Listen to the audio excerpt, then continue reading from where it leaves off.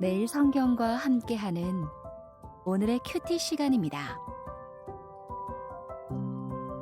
8월 21일 오늘의 말씀은 예레미야 23장 9절에서 22절입니다.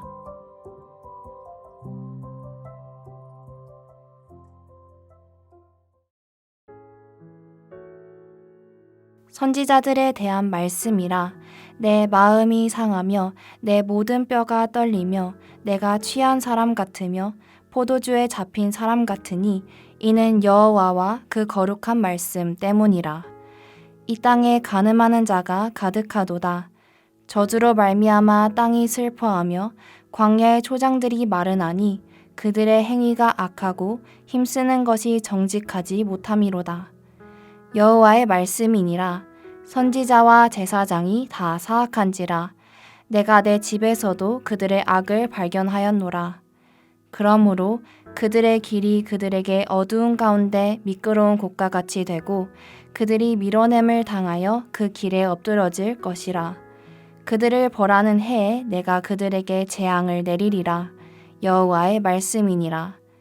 내가 사마리아 선지자들 가운데 우매함을 보았나니 그들은 바알을 의지하고 예언하여 내 백성 이스라엘을 그릇되게 하였고 내가 예루살렘 선지자들 가운데도 가증한 일을 보았나니 그들은 간음을 행하며 거짓을 말하며 악을 행하는 자의 손을 강하게 하여 사람으로 그 악에서 돌이킴이 없게 하였은즉 그들은 다 내 앞에서 소돔과 다름이 없고 그 주민은 고모라와 다름이 없느니라. 그러므로 만군의 여호와께서 선지자에 대하여 이와 같이 말씀하시니라. 보라, 내가 그들에게 쑥을 먹이며 독한 물을 마시게 하리니 이는 사악이 예루살렘 선지자들로부터 나와서 온 땅에 퍼짐이라 하시니라. 만군의 여호와께서 이와 같이 말씀하시되 너희에게 예언하는 선지자들의 말을 듣지 말라. 그들은 너희에게 헛된 것을 가르치나니 그들이 말한 묵시는 자기의 마음으로 말미암은 것이요 여호와의 입에서 나온 것이 아니니라. 항상 그들이 나를 멸시하는 자에게 이르기를 너희가 평안하리라 여호와의 말씀이니라 하며 또 자기 마음이 완악한 대로 행하는 모든 사람에게 이르기를 재앙이 너희에게 임하지 아니하리라 하였느니라. 누가 여호와의 회의에 참여하여 그 말을 알아들었으며 누가 귀를 기울여 그 말을 들었느냐. 보라, 여호와의 노여움이 일어나 폭풍과 회오리 바람처럼 악인의 머리를 칠 것이라. 여호와의 진노가 내 마음에 뜻하는 바를 행하여 이루기까지는 그치지 아니하나니 너희가 끝날에 그것을 완전히 깨달으리라. 이 선지자들은 내가 보내지 아니하였어도 다름질하며 내가 그들에게 이르지 아니하였어도 예언하였은즉 그들이 만일 나의 회의에 참여하였더라면 내 백성에게 내 말을 들려서 그들을 악한 길과 악한 행위에서 돌이키게 하였으리라. 8월 21일 월요일 오늘 말씀은 예레미야 23장 9절에서 22절까지의 말씀입니다. 어제 본문에서는 지도자들에 대한 전반적인 문제, 특히 정치 지도자들에 대한 문제가 주된 내용이었습니다. 오늘 본문은 종교 지도자들인 제사장과 선지자에 대한 하나님의 말씀입니다. 하나님은 세상을 회복시키기 위해 이스라엘을 제사장 나라로 선택하셨습니다. 또한 이스라엘이 제사장 나라로서의 정체성과 사명을 잘 지킬 수 있도록 그 안에 제사장들을 세우셨습니다. 오늘날로 적용하자면 세상을 회복시키기 위해 교회를 세우시고 교회가 제 역할을 감당하도록 지도자들을 세우셨다고 볼 수 있는 것입니다. 그러니 영적인 종교 지도자들은 더욱 큰 책임감을 갖고 자기 스스로를 거룩하게 지킬 뿐 아니라 적극적으로 공동체를 거룩하게 하는 일에 힘써야 합니다. 거룩한 물줄기의 근원이 되어야 하는 것이죠. 그러나 오늘 본문 15절에 보니 거룩한 생수가 아니라 사악이 예루살렘 선지자들로부터 나와서 온 땅에 퍼졌다는 끔찍하고도 충격적인 말씀이 나타납니다. 도대체 무슨 일이 발생한 것일까요? 본문 9절에 보니 선지자들에 대한 말씀이라며 대상을 분명히 하고 있는데요. 이 말씀을 받은 예레미야 선지자는 몸을 가누지 못할 정도로 마음이 상하고 부서집니다. 8장 21절에 딸 내 백성이 상하였으므로 나도 상하여 슬퍼하며 놀라움에 잡혔도다 라는 말씀이 나타나는데요. 백성도 상하고 하나님도 상하고 그로 인해 예레미야 선지자도 상한 모습입니다. 오늘 본문에 나타나는 거짓 선지자와는 다른 모습이죠. 그들은 하나님 마음이 상한 것에 무심했고 백성이 상하는 것에 무지했습니다. 그렇게 그들은 고통에 무감각했습니다. 17절에 적나라하게 표현되는 그들의 메시지를 주목해 보십시오. 항상 그들은 평안의 메시지를 전하며 재앙이 임하지 아니하리라. 그렇게 거짓 평안을 전하기 바쁠 뿐이었습니다. 오늘 말씀을 받는 우리에게 이러한 통증이 있기를 바랍니다. 여호와와 그 거룩한 말씀 때문에 통렬히 아파하는 참 선지자의 마음을 주시기를 기도합니다. 한국교회 지도자들의 여러 심각한 문제들에 대하여 비판하는 것만으로는 충분하지 않습니다. 이러한 사태를 바라보는 하나님의 마음을 헤아리며 아파하고 애곡하며 울 수 있는 사람이 되어야 합니다.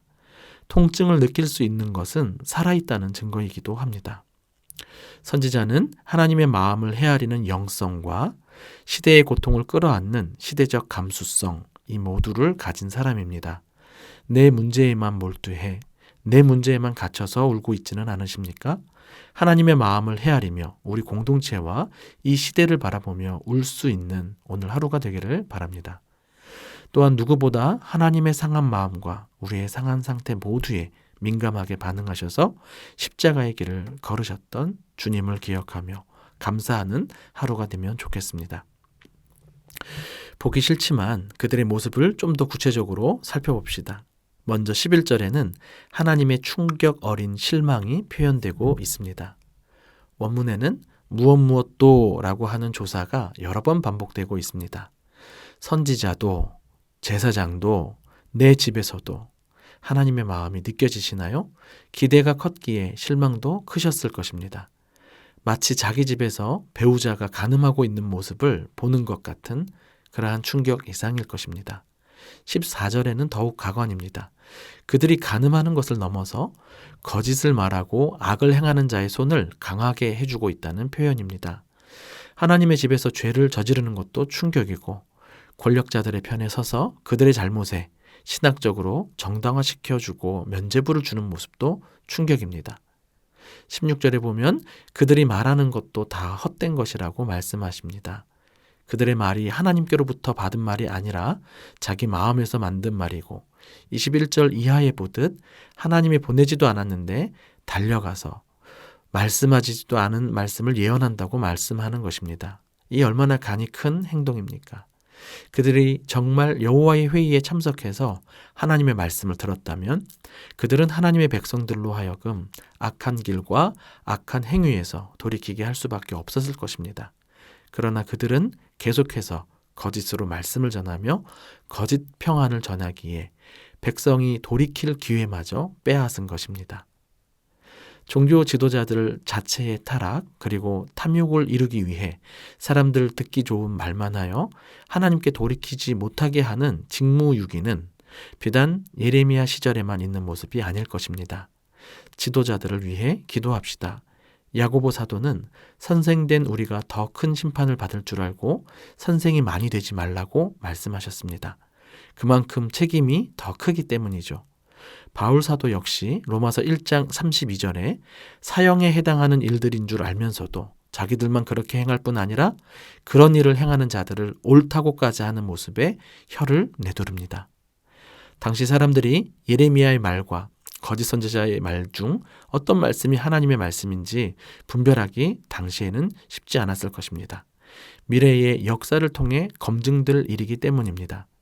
그러나 역사는 반복되고 우리는 과거 역사를 통해 배우게 됩니다. 어느 때나 거짓 평안을 전하며 사람들을 하나님께 돌이키는 일에 관심도 용기도 없는 사람들이 많다는 것을 말입니다. 진짜 평안은 오직 하나님께 돌이킬 때 오는 것입니다. 그 외에 다른 메시지에 현혹되지 마시고 오늘도 하나님과의 바른 관계에서 오는 참 평안을 구하길 바랍니다. 하나님, 당신을 위해 우리를 창조하셨으므로 우리 마음이 당신 안에서 안식을 얻기까지는 평안이 없나이다. 라고 한 어거스틴의 고백으로 말씀을 맺습니다. 하나님의 품 안으로 돌아오기까지는 세상 어디에서도 참된 안식을 얻을 수 없습니다. 기도하겠습니다. 주님, 무뎌진 우리 마음을 기경하여 주시옵소서. 그리하여 우리 죄와 그 결과를 바라보며 아파하며 울 수 있는 마음 주시옵소서.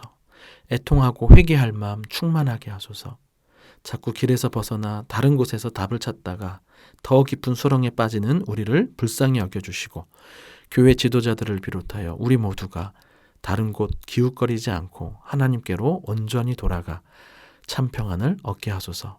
주님, 우리의 묵상이 자기중심적으로 해석하고 적용하는 거짓 묵상이 되지 않도록 도와주소서. 여호와의 회의에 참여하여 주의 말씀을 듣는 묵상의 시간, 그래서 나도 살고 너도 살리는 거룩한 생명의 묵상이 되게 해주십시오. 우리의 샬롬이신 예수님 이름으로 기도합니다. 아멘.